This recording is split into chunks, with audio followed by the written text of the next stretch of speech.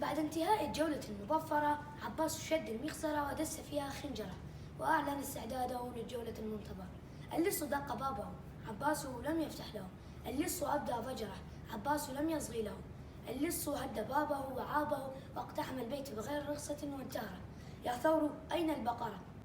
عباس دس كفه في المخزرة واستل منها خنجره وصاح في شجاعة في الغرفة المجاورة. اللص خط حوله دائرة وأنذره: إياك أن تجتاز هذه الدائرة.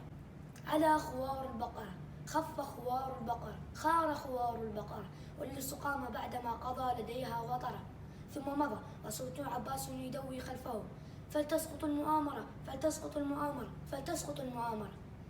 ولك عباس الخنجر ما حاجته للمعضلات القاهرة. وغارت اللصي: قطعت دابره، جعلت منه مسخرة، انظر لقد غافلته، اشتد خط الدائرة.